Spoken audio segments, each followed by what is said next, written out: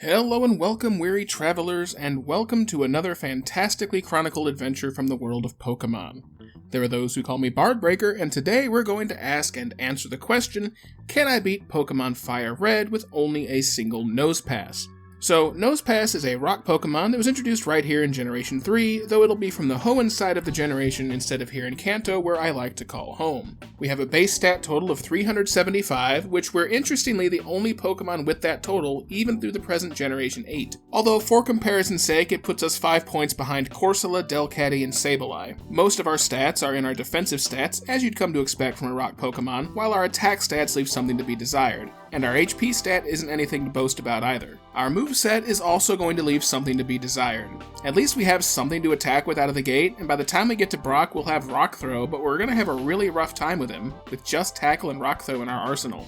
This, again, isn't much to write home about, though at least we can learn Zap Cannon and Thunder Wave, eventually. Odd, we're a rock Pokemon. But you know, my fiancé says it makes sense because we're supposed to be magnetic rocks?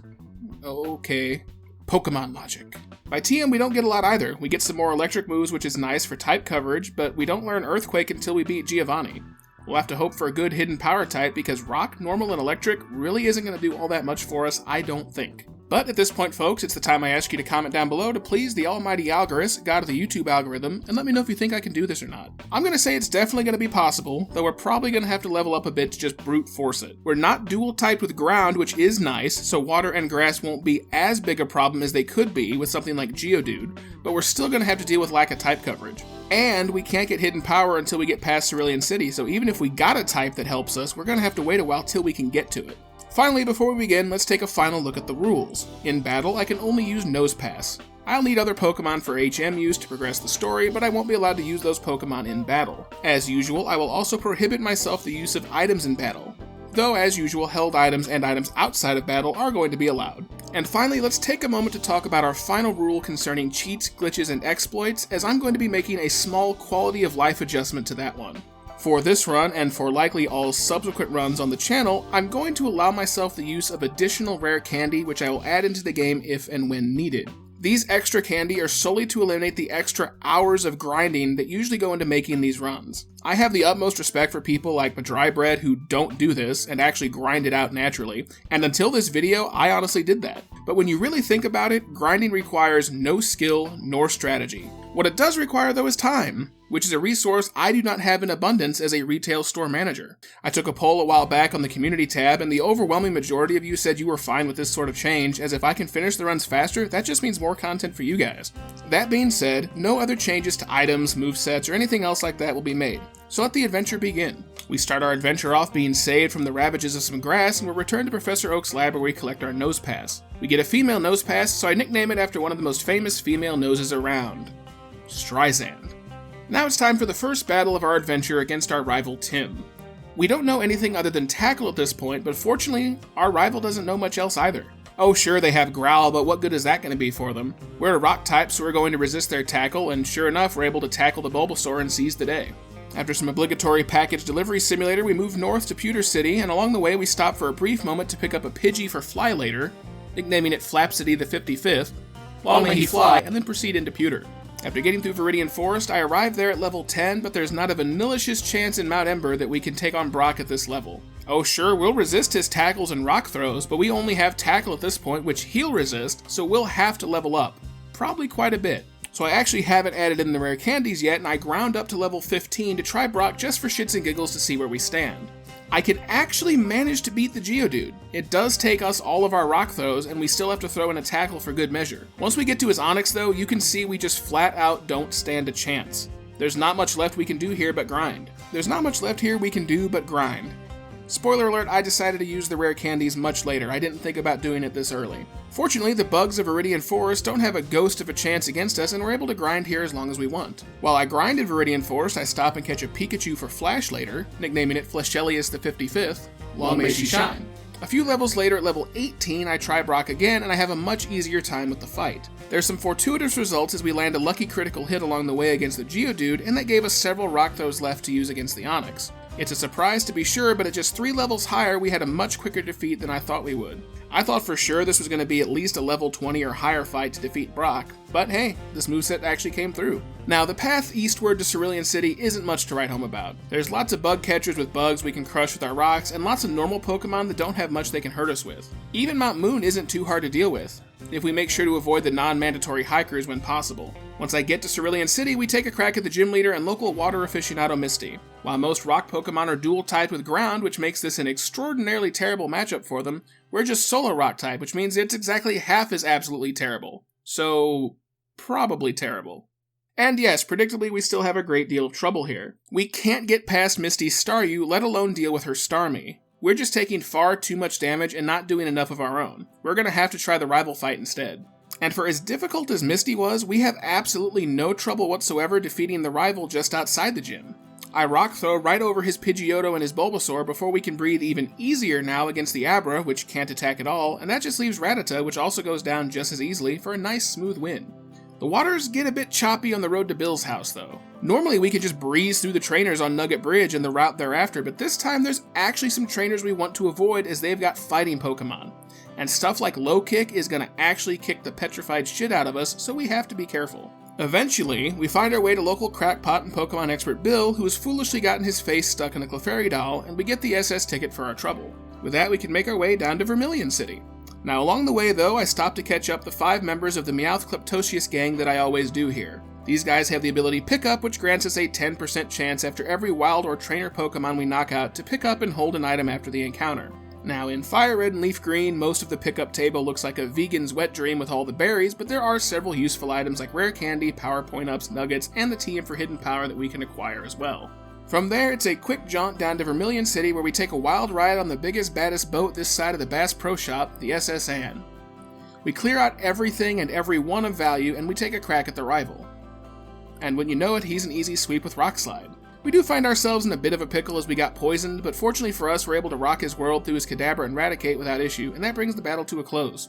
After that, we're able to practice some unlicensed full-body massaging with the Sea Captain, who gives us the HM for cut, and with that, we're able to finally make our way into Lieutenant Surge's gym. Before we can do that, though, we'll need to pick up something for cut later.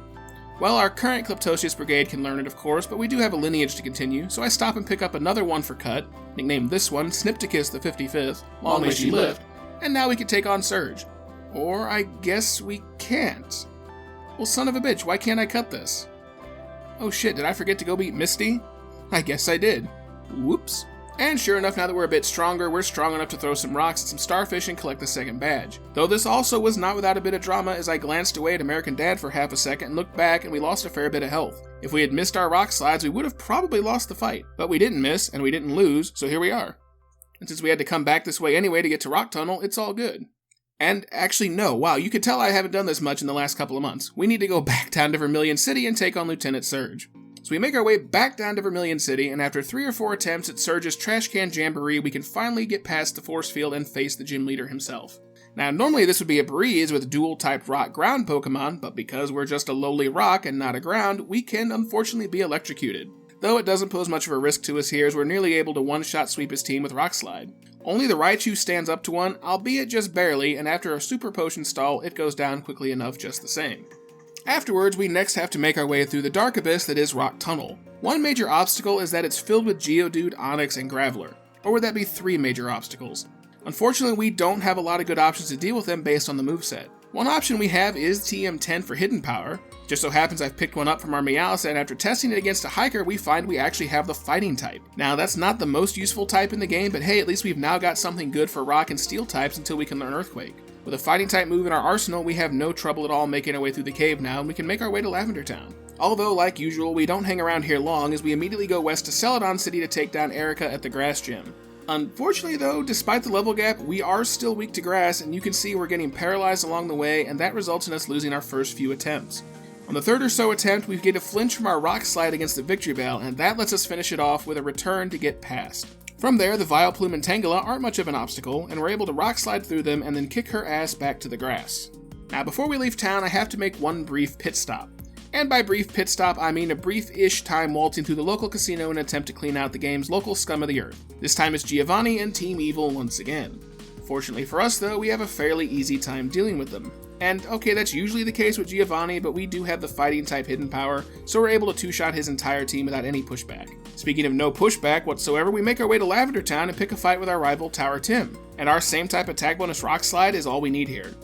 We one-shot the Pidgeotto, nearly one-shot the Ivysaur, we fortunately one-shot the Gyarados, thank God it's part flying for some reason, and the Kadabra is a pansy who goes down without so much as a whimper. And at this point, all we have to do is climb up the tower to rescue Mr. Fujifilm. Now, this walk up the tower is kind of tedious because it's full of ghost Pokemon and we actually only have the one move that can hit them. They're immune to fighting type moves like Hidden Power, and they're also immune to normal type moves like Return. So we have to use Rock Slide against the mandatory channelers, and we only have so many points for that. We finally get up to the top of the tower, and we rescue Mr. Fujifilm where he gives us the Pokeflute for our trouble, and we can now proceed through the rest of the game. For the next part of this quest, we make our way south to Fuchsia City where we have a crack at Koga and the Poison Gym.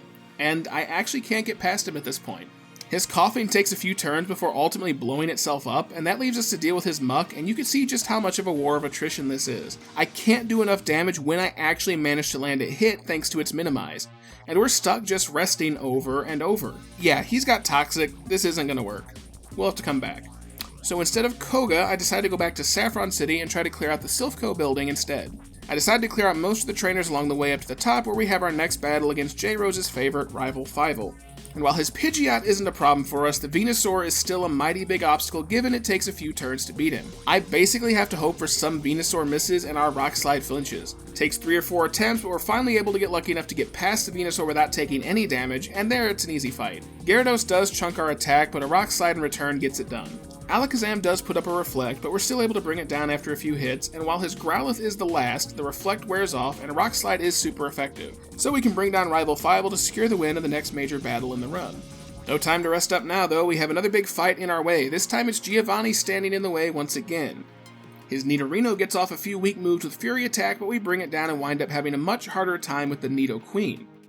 I bring it down to a Sliver, and I guess Giovanni doesn't have any heals up his sleeve, but fortunately we do, as we can rest to heal up our hit points and our poisoning several times along the way. Though it's not to say it was without risk, as we came nearly and frighteningly close to fainting at one point. Now, Rhyhorn doesn't do much damage, and it's weak to the fighting type hidden power, and Kangaskhan actually thinks Tail Whip is a viable strategy before we bring it down with a couple more hidden powers. After the Bezos wannabe gives us a Master Ball, we're ready to head next door and take on Sabrina at the Psychic Gym.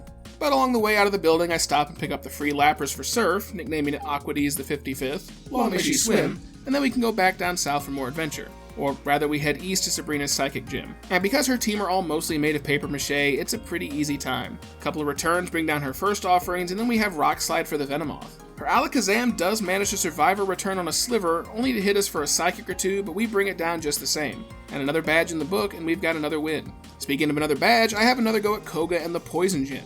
And overall, we don't really have much in the way of strategy, and instead we're just relying on brute force to get past him here. I decided to just go for Return over and over again, and it seems to be getting the job done reasonably well, against even his higher defense Pokemon. Now, ultimately his final Weezing drags things out a bit as we have to rely on Rest a couple of times to keep us in the fight. Weezing just keeps hitting us with Smokescreen, and ultimately we miss at the worst possible times, plus there's some potion stalling to boot. It's not very difficult, it's just tedious time-wise, and we have to rest instead of risking missing Return with a blind Smokescreen. Ultimately though, we're able to land our final return we need to secure the win, and a good thing too is you can see our power points were dwindling pretty quick. Afterwards, we make a trip through the merry old land of Oz to find a horse of a different color, and by that I mean of course a boring trip to the Safari Zone to pick up the HMs for Strength and Surf, and to finish our quest off before we can make our way to Cinnabon Island.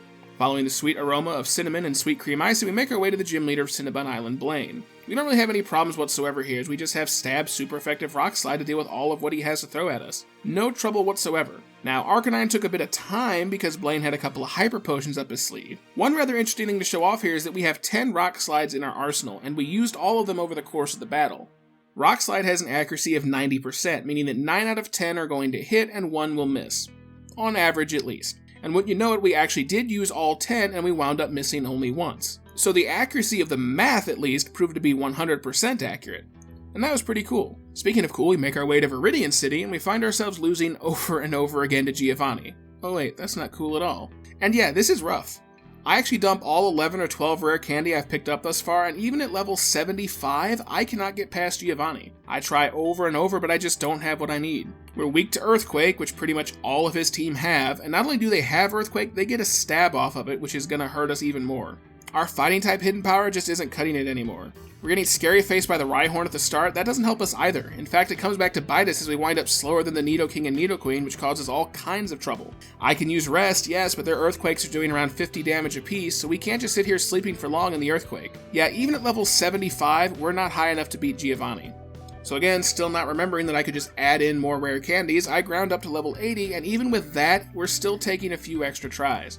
I finally got a run that started to work out alright. I start out against Rhyhorn with Rock Slide. We fortunately get a flinch, and that lets us get a hidden power off to bring it down without it slowing us down with Scary Face. Dugtrio is next, but is fragile and weak, so it goes down to a single return. After that, we come up against the Nidoqueen, and though it does get off a critical hit Earthquake, we bring it down with a couple returns. Nidoking goes down to our own critical hit return, but we're looking at a pretty significant health problem, so we take a turn to rest up and bring up our HP. Rhydon, unfortunately, goes for Earthquake, but then instead of finishing the fight while we sleep in front of it, it just decides to start using Scary Face over and over again. Fortunately for us, though, because we're able to bring it down with our own fighting type hidden power and finish it off and secure the final win of the game. We also get the TM for Earthquake for our trouble, which we'll likely be using before the Elite Four is over. Now, I do have to make my way through Victory Road to get to the Elite Four. Now, to do that, I need something for Strength. Well, Lapras can learn it, but again, there's a lineage to continue, so we stop and pick up another Mankey, nickname it Bisepticus the 55th, Long May She Lift, and now we can head through Victory Road. And I actually forgot there's a rival fight just west of town, and I accidentally stumbled into it. It takes us 2 or 3 tries, mostly due to the Venusaur hitting hard with Razor Leaf. Aside from that, there's really not any obstacle here. I can either Super Effect or just straight up brute force through the rest of his team. That Venusaur is going to be a problem though in the final fight, I can see it now. But one problem at a time, that's a problem for future Bard Breaker. We have to get there first. Getting through Victory Road is not a problem at all. What does prove difficult is Lorelei. Now, granted, I knew she was going to be an issue for us as a rock type, but since most of her stuff is part ice, I had a feeling we might do better than we were against her. And I tried several times at level 80, and it's just not coming together. I can't even get to her Jinx at the end. We're just too damaged from all the surfs. Let's try this again, higher level. I come back at level 85, and we have a much better run at her. I still can't bring the Dugong down in one hit, but just bringing it to a sliver forces out a Hyper Potion, which gives us the chance to two-shot it with Hidden Power. Cloyster does like to protect stall a bit, but ultimately takes hefty damage from Rock Slide and Hidden Power before going down. Lapras has been the big killer, but we do pretty big damage with a Rock Slide, weather her attack, and then finish her with another Rock Slide. Slowbro is out, and we don't have a good option here, so I just go for Return.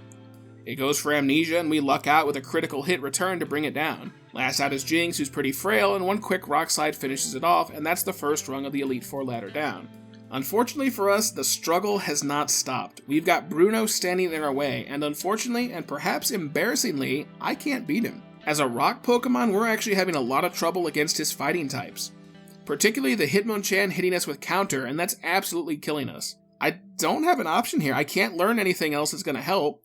I can't learn a Flying or Psychic move to help against these fighting Pokemon. And our levels are running out fast. We can't keep growing very much. We may not be able to brute force this much more. I try a few more attempts, and just when I'm about to give up, I actually have some decent luck. A lot has to go our way here though, even at the level of 90. I need the opening Onix to not use Scary Face and instead choose Earthquake. With that, we can bring it down with Hidden Power. On Hitmonchan, we need to get the Rock Slide to flinch so we can then knock it down with a Return. Hitmonlee takes more damage and goes down to a Rock Slide and an Earthquake. Onix is next, and we get lucky critical hit to bring it down with a Hidden Power. Last out is Machamp, but we don't have a lot of health to spare. Fortunately, we get some absolutely awesome luck though as he lands one Cross Chop, and that brings us down to just 8 HP. After that though, he misses several more, all the while healing with full restores. Didn't look good, but eventually that allows us the win we need since we're able to just keep attacking him while he keeps healing. With that, we've been finally able to get past Bruno. But all that struggle in the past, we're having even more as we can't get past Agatha. I can't one-shot her ghosts, even at level 90 with our same tap attack bonus Rock Slide. Her Gengar loves to use Double Team, making us miss, and even if we could successfully get past her Arbok, it knows Iron Tail, which wrecks the shit out of our shit, and we're just absolutely boned here. I could only get to her final Gengar once in the several attempts that I made against her. Her Haunter right before it can also curse us. Yeah, we're just screwed here. I didn't think we'd have to try this, but we may just have to max out the level. So I take a bit of time to go out and get to level 100 and pick up the TM for Thunderbolt from the Dave & Buster's prize store just in case it turns out we might need it. Even at level 100, it takes several attempts to get past Bruno once again. I swapped out Hidden Power with Earthquake. It accomplishes the same result against the rock Pokemon as Hidden Power, but it's stronger. But even that isn't enough to guarantee the win. It takes several attempts, but we were eventually able to get past him and back to Agatha. Although getting back to Agatha does not result in an easy win though. We have to take several attempts at her as well, but we finally got a run where we get a damage roll in our favor and one-shot the opening Gengar with Rock Slide. Arbok is going to chunk our attack with Intimidate, but we can Earthquake it down without too much hassle. Golbat can confuse us, so we have to return and Rock Slide it down. Haunter and Gengar are last, and they're not easy pickings. Again, the Haunter can curse us, we have the looming threat of being toxic, and yeah, not a lot of fun to be had. It really sucks our only option is Rock Slide. Having only a single move that you can use on a ghost Pokemon really sucks when it's not a super effective move. You can see this isn't exactly an easy win for us. Even all the way at level 100 it takes a bit of effort to beat the old biddy. With that though, we can finally proceed on to Sir Lancelot. And for all the trouble the first 3 members of Elite Four presented us, we have no trouble whatsoever with Lance. In fact, we beat him on our very first try. Now it helps most of his team have wings and are weak to our rock slides. Even his Dragonairs aren't much of a problem as we can just return them into oblivion. Now one of them did get off a Thunder Wave paralyzing us, but we're able to rest up against the Aerodactyl and keep our skin in the game. Speaking of the Aerodactyl, it's always kind of baffled me how Rock is super effective against it. I get it's flying type, but it's also Rock. Shouldn't Rock resist Rock? I think that's one of the things that would make the most sense of all the typing matchups, but whatever. Moving on, it's time for the final fight of the run against our rival and now champion Tim. His Pidgeot's out first, and like it has for most of the run, poses no difficulty at all, and we Rock Throw it to knock it out. His flying type Gyarados is out next, but instead of doing something big like Hydro Pump, it lets us off easy with a Dragon Rage, and it chunks our attack with Intimidate, but we get 2 Rock Slides in to knock it out. Venusaur is next, and I get off a crit to bring it down to a Sliver, and it sets up Sunny Day. It eats a berry to heal on top of the full restore Tim uses. Kind of a waste of a berry, but alright. That allows us 2 Rock Slides in a row, including a flinch on the second, which allows us a third one to knock it out. Rhydon is next, and it chunks our speed with a couple of Rock Tombs, and it survives a couple of our super effective Earthquakes. Tim wastes another full restore as we're able to bring down the Rhydon with a crit. Alakazam comes out and does some solid damage with Psychic, forcing us into the red, so we go for a rest to heal up, and we immediately wake up thanks to the equipped Chesto Berry. That allows us to finish off the Alakazam with a second return. Last out is Arcanine, who despite a second Intimidate, gets off a weak Flamethrower, it goes down to a critical hit, super effective Rock Slide to end the fight and secure us the win. Well, that was awesome. And there we go. We beat the champion, we get our Nosepass into the Hall of Fame, and the credits roll. And you know what? That was actually kind of fun, guys. Thanks for watching. Hope you enjoyed it. I know these videos haven't come out as regularly these last couple of months as they had been in the past. I just don't have some energy sometimes when I get home, and I just don't have the time sometimes when I get home. So while I endeavor to get the content out, I'm not going to do it at the expense of my sanity or the time with my fiance, if we're being honest. I'm trying to get more active on the streaming side of things. In fact, I just got to be a Twitch affiliate the other night. And in fact, for my next video, I've already started recording it. I'm just streaming and recording at the same time. I'm actually streaming the recording process of the next run. So if you want to see a preview of what's to come, check me out on Twitch. In any case, guys, thanks again for watching. If you have any suggestions for future videos you'd like to see, let me know down in the comments or in the suggestions tab over on my Bard Breaker Discord server. Till next video, guys, like, comment, and subscribe, and go catch 'em all.